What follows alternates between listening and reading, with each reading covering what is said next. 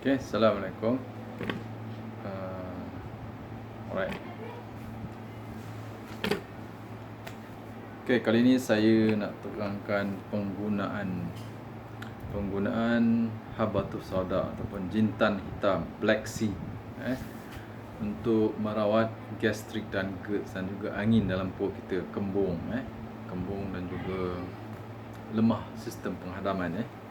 Jintan hitam kita tahu khasiat dia kan, dalam hadis Nabi SAW kan menerangkan bahawa jintan hitam sebagai penawar kepada semua penyakit melainkan asam ataupun maut. Jadi macam mana kita nak gunakan jintan hitam? Dia ada dos dia juga dia ada dos dia. Especially untuk orang gastrik GERD yang sensitif. Dengan benda yang baik pun dia akan trigger, bukan benda yang makanan yang mudarat trigger. Bukan makanan yang mudarat sahaja yang trigger, macam makanan bergoreng, pedas memanglah. Kan pedas tu sebenarnya taklah mudarat kalau orang normal. Tapi makan goreng tu orang normal pun mudarat goreng Jadi kita tak boleh kerap sangat makanan bergoreng ni. Dan goreng tu pun kena ada protokol, ada SOP dia. Macam mana kita nak goreng supaya tidak menyebabkan kerosakan pada sel keradangan kan, dan menyebabkan makanan tak boleh hadam. Sampai satu had makanan bergoreng ni boleh menyebabkan makanan yang kita makan tidak boleh dihadam. Sistem hadaman kita tak boleh menghadamkan makanan yang digoreng. Bila kandungan polymerized triglyceride, saya selalu sebut bila sebut makan bergoreng, polymerized triglyceride inilah satu molekul yang dihasilkan bila kita menggoreng makanan kita, macam ikan goreng ke, daging ke, ataupun pisang goreng, cekodok goreng, macam-macam goreng kan. Yang makanan basah-basah ni lagi cepat proses pengoksidan asid lemak tak tepu, dan sehingga dipanggil termination, tindak balas yang akhir sekali menghasilkan molekul yang tak boleh bertindak balas, dipanggil polymerized triglyceride, molekul yang panjang yang menjadikan minyak goreng kita jadi pekat likat macam grease, dan warna gelap kan. Itu dia polymerized triglyceride. Itu menghalang proses penghadaman makanan kita dan menyebabkan kan penyakit-penyakit metabolik yang lain Masya-Allah. Jadi kita nak gunakan habatus sauda. Habatus sauda ni sebenarnya khasiat dia banyak. Dia bukan ada bahan bioaktif compound, sebab dia adalah masuk dalam kategori herba. Tapi herba yang bersifat makanan, functional. Saya panggil herba dia herba makanan. Herba yang bersifat sederhana. Bersifat sederhana, bukan herba kuat. Herba bersifat sederhana. Tapi setengah orang takut makan habatus sauda sebab dia rasa panas. Dan dia panas sebab apa? Dia ada mengandungi essential amino acid. Mana essential amino acid?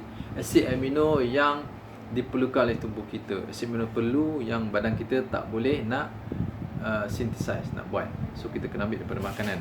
So dalam jintan hitam ada 8 ke 9 asid amino perlu. Dan juga dia ada beberapa vitamin B kompleks kan, dan dia ada juga micro elemen yang lain yang boleh boost metabolisme sel kita. Itu menyebabkan kita rasa panas.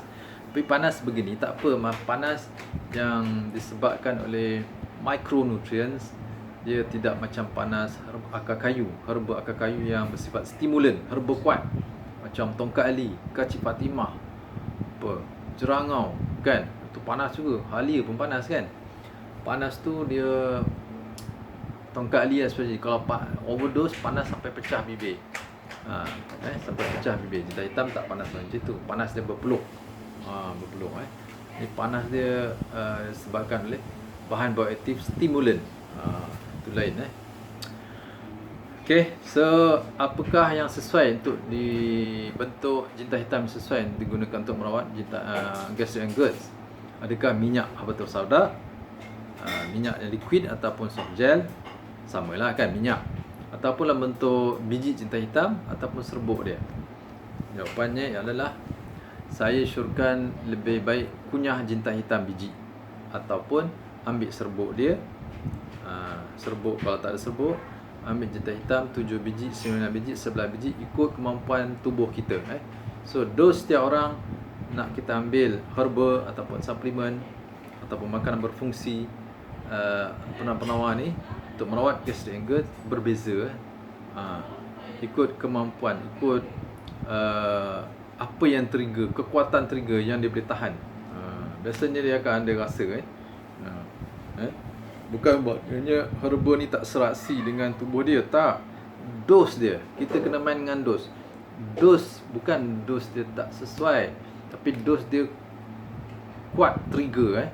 Proses ada dalam tu, proses dia berlaku gene expression ataupun berlaku upregulate certain molekul ataupun protein molekul.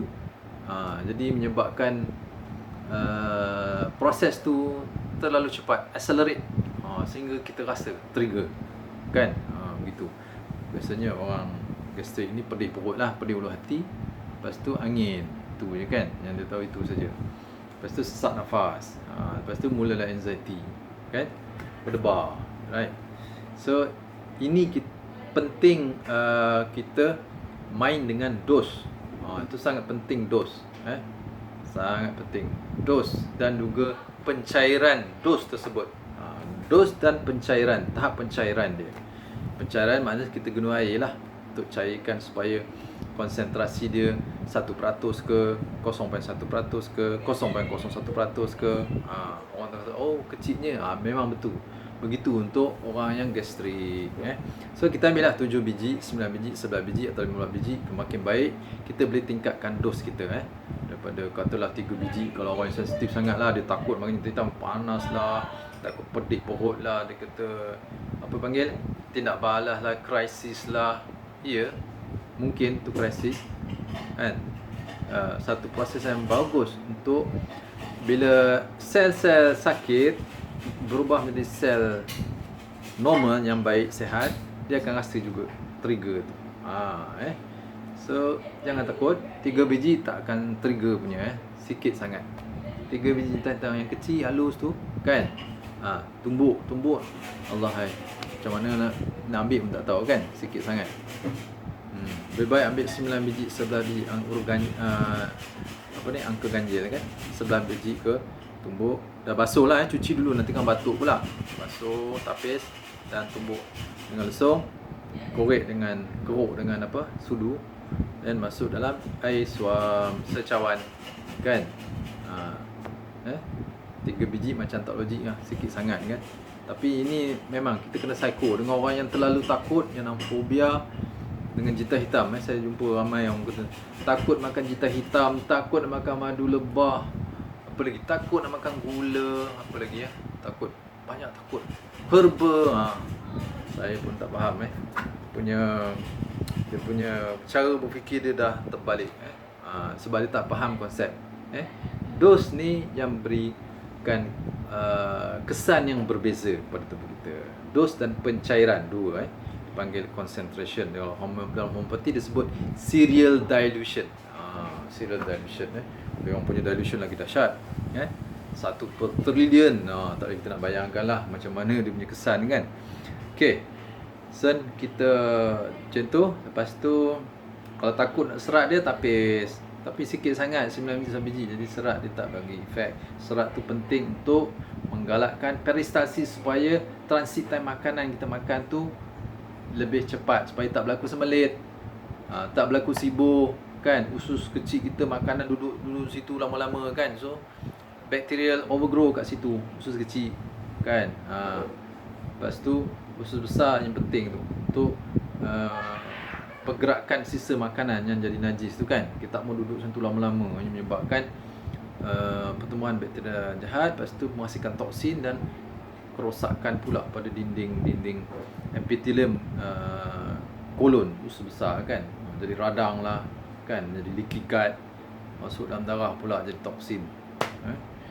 So kita perlukan serat ni sikit-sikit, tak boleh banyak, sikit. Tu ukuran dos kita yang tahu. Kita kena cuba dan mulakan dengan dos minima. Dos minima, mana kuantiti yang paling sedikit yang kita boleh tahan. Slowly increase perlahan-lahan. Lama-lama kita boleh ambil macam orang biasa, dan kita pun baik. Kita tak sedar, dah baik dah, tak tahu pun tiba-tiba baik, kan? InsyaAllah lah. kan. So begitu cara rawat dia. Jangan kita takut makan, sampai apa pun takut nak makan, ubat pun tak makan, makanan pun semua takut kan. Ada tu setelah lampu pantang sampai badan kurus kering. Banyak orang, saya jumpa orang gastric GERD kan, dia punya diet dia terlampau banyak pantang, kalori tak cukup, protein pun tak cukup, vitamin B kompleks tak cukup, electrolyte, mineral tak cukup. Macam mana kan, pucat lesi, bibir, tapak kaki putih kan, macam tak ada darah. Lepas sejuk pula tu, angin, sensitif, tak boleh kena sejuk. Lalu sejuk pun tak boleh, panas pun tak boleh. Sistem kawalan suhu tubuh dia hair wire. Protein tak ada, macam mana tubuh nak berfungsi? Protein tu adalah sebagai kita punya tools. Di samping structural, membina struktur tubuh, dia juga sebagai tools untuk upregulate, downregulate, seimbangkan homeostasis. Begitu. Sangat penting. So makanan yang kita boleh makan, kita kena ubah sesuai cara penyediaan supaya kita boleh makan. Macam tadi saya dah sebut tadi, macam mana sediakan sup protein dan juga mengambil air kanji beras parboil. Okay. Kenapa saya cakap habatus sada minyak ni kurang sesuai untuk merawat gastric GERD? Sebab minyak ni dia concentrated, highly concentrated, dia punya oil base, bahan aktif yang bersifat fat soluble, dan juga dia ada juga essential oil atau volatile oil, ataupun minyak essential. Minyak essential ni kuat, strong lah. Kalau orang kita bau macam minyak peppermint, minyak lavender, minyak serai, semua itu semua highly concentrated bahan bioactive compound. Tepi lah, itu bahan-bahan volatile punya aktif, highly concentrated. Itu menyebabkan acidic, tajam, masuk dalam perut, habis sakit perut nanti, pedih mulut hati kan. Jadi GERD naik lah, asid naik pula. Itu yang kurang sesuai. Kurang sesuai. Minyak habatus sada sementara ni fokus kepada biji jintan hitam dulu, atau sobok dia buat macam tadilah. Kalau sobok, buat teh lah macam jintan manis yang dulu kan saya terangkan. Ambil sedikit saja ujung sudu, agak-agak, ataupun suku sudu teh kalau dah boleh terima perut kan. Suku sudu teh ataupun ujung-ujung sudu, 1/5, 1/6 sudu teh sekali kita mampu. Kacau air suam, biar 10 minit, tapis.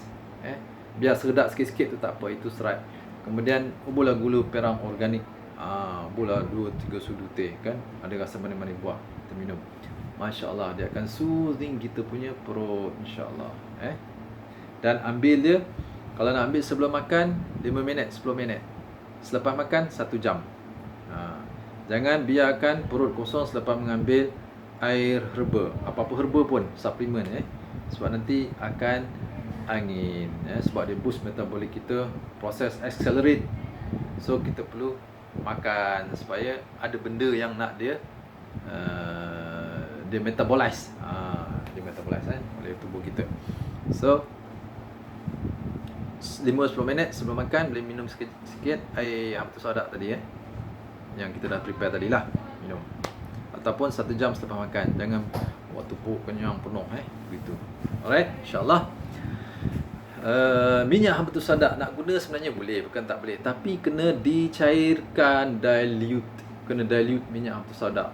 Kalau saf je, kena buka dulu lah, cucuk dulu dengan jarum peniti ke potongan pisau. So ambil 1 titis saja cukup. Tapi rugi juga